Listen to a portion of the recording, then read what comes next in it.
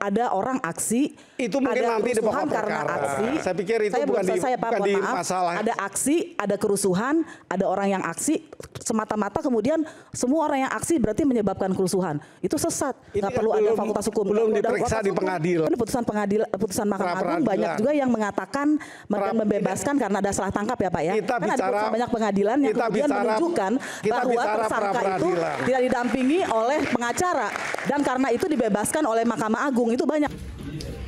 Gimana Oke Zoners? Seru kan episode Rakyat Bersuara kali ini? Sebelum lanjut nonton, jangan lupa like, komen, dan subscribe. Kalau udah, yuk kita lanjut nonton lagi. Begini, kalau disebutkan sebagian besar lebih dekat lagi Pak. Putusan pra peradilan itu pemohon agak jarang dikabulkan. Jarang dikabulkan, ya. Betul ya? Ya, nyatanya begitu. Kenapa? Nah, kenapa ini haruslah diperhatikan secara jauh ya. Ini kan pra peradilan itu prosesnya hanya mendasarkan dua hal. Kalau di Indonesia itu memang kepada hal-hal sebelum dinyatakan bersalah dia harus dianggap tidak bersalah. Presumption of innocence. Tapi pre-trial di banyak negara common law memang itu kepada hak asasi manusia. Pre-trial itu pra-peradilan maksudnya? Ya, pra-peradilan di banyak negara yang hampir sama ya isinya. Adalah mengukur apakah HAM dari yang bersangkutan ada pelanggarannya. Disebut sebagai konsep habeas corpus dasarnya itu. Jadi agak sedikit berbeda. Tapi keduanya memiliki tujuan yang sama. Kenapa jarang sekali dikabulkan? Karena petugas-petugas yang penyidik paling tidak itu sudah memiliki pengalaman. Jarang sekali dia itu melanggar. Kepolisian dalam hal perkara ini. Tadi soal anak tanpa didampingi siapapun? Ya tentu kita tidak tahu sejauh apa hal itu. Tapi kira-kira konsepnya karena para penyidik itu sudah berpengalaman. Kecil sekali bahwa dia akan dipersalahkan, bisa dipersalahkan. Itu dasar logika.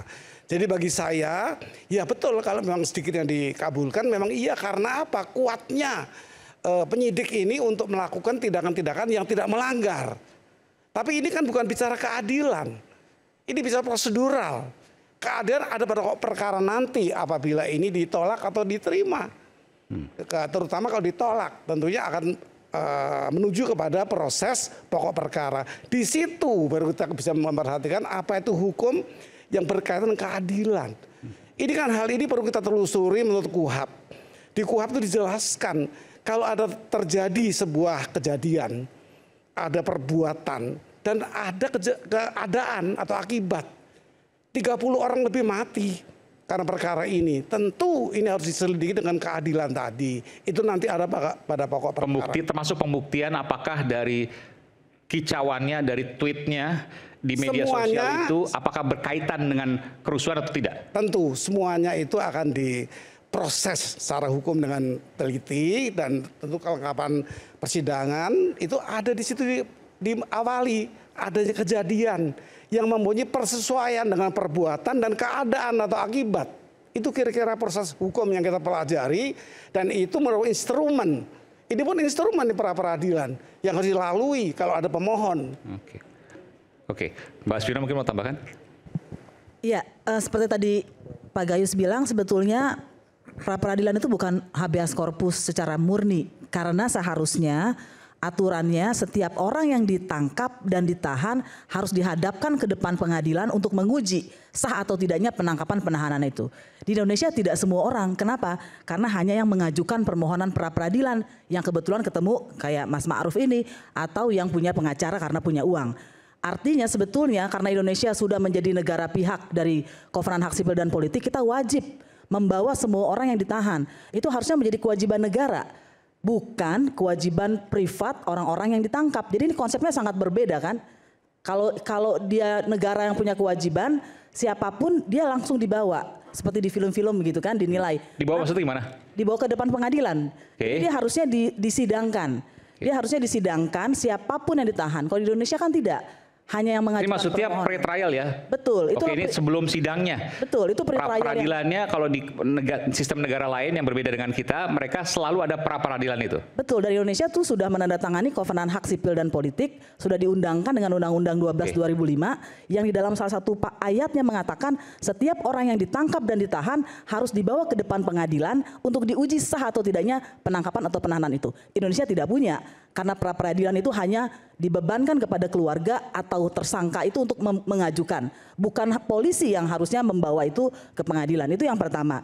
Yang kedua, kita tahu bahwa kalau mengenai tersangka patut diduga ya, jadi bahasanya itu bukan cuma 2 alat bukti, tapi apakah 2 alat bukti itu membuat dia patut diduga. Dan kalau ditangkap, bahasanya di dalam KUHP diduga keras, jadi bukan cuma diduga, artinya KUHP mengatakan orang bisa jadi tersangka, tapi untuk ditangkap, ditahan itu ada derajatnya. Apa yang membuat dia diduga keras? Kalau kita mengabaikan undang-undang, kita anggap diduga keras sama aja dengan diduga, ya silahkan aja. Tapi itulah kehancuran negara hukum kita seperti yang dikatakan Mas Ma'ruf.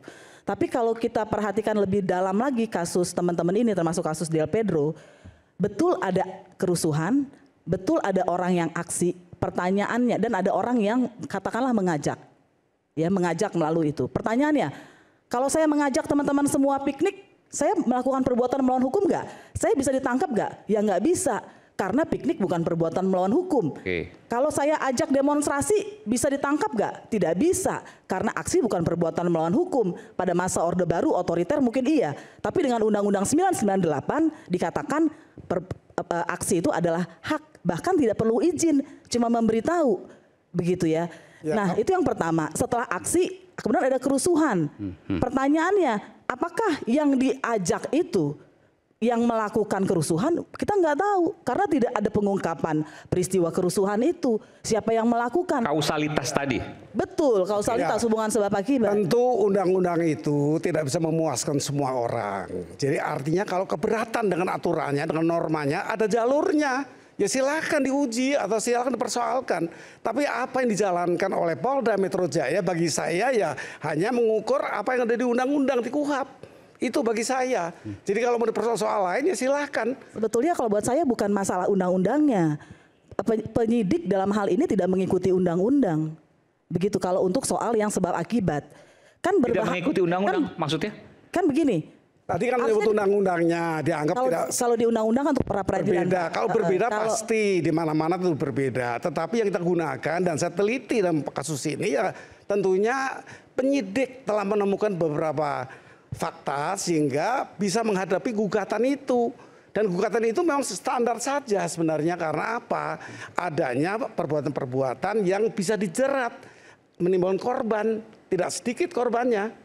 30 lebih. Meskipun ada pertanyaan tadi, kausalitasnya, hubungan sebab akibat dari tweet itu, dari kata-kata itu ke kerusuhan. Iya, karena berbahaya sekali kan kalau ada orang aksi, itu mungkin ada nanti di pokok karena aksi. Saya pikir itu bukan di masalah. Ada aksi, ada kerusuhan, ada orang yang aksi, semata-mata kemudian semua orang yang aksi berarti menyebabkan kerusuhan. Itu sesat. Nggak perlu ada fakultas hukum. Belum diperiksa di pengadilan, Mbak. Belum diperiksa di pengadilan. Pada pokok perkara. Kalau ini kan sudah bicara pokok perkara. Saat ini persoalannya adalah memang ditolak. Kalau ditolak kok banyak sekali tolak, itu pertanyaan yang diajukan ke saya. Iya, karena pelaksana itu sudah berpengalaman, kecil sekali kemungkinan bahwa dia bisa kalah. Ini kira-kira walaupun ada sedikit yang kalah, ada juga beberapa perkara yang kalah. Meskipun putusan Mahkamah Agung banyak juga yang mengatakan membebaskan karena ada salah tangkap ya Pak ya. Kita kan ada banyak pengadilan yang kemudian menunjukkan bahwa tersangka itu tidak didampingi oleh pengacara dan karena itu dibebaskan oleh Mahkamah Agung. Itu banyak kasusnya. Kita bicara pra-peradilan ya. Kan pertanyaannya kenapa banyak ditolak. Itu pertanyaannya, saya belum kemana-mana ya. Mari kita bicara kemana-mana. Yang soal anak tadi maksudnya itu kaitan ke hakim memeriksa saksi-saksi tadi kan, prosesnya itu. Ya, karena kan hanya saya mengikuti alur aja nih. Pembahasannya kemudian mengatakan penyidik sudah profesional, berpengalaman. Saya mau menunjukkan bahwa penyidik berpengalaman atau tidak itu kelihatan dari putusan. Salah satunya putusan Mahkamah Agung yang banyak juga tadi saya bilang tidak semua putusan karena ada salah tangkap. Ya tidak semua putusan itu memuaskan semua orang. Tentunya masing-masing pihak, terutama kalau memang pemegang perkara ya, kuasa hukum dan sebagainya. Jadi ini kita harus menghormati pengadilan. Kalau nanti pokok perkaranya berbeda kan juga bisa terjadi.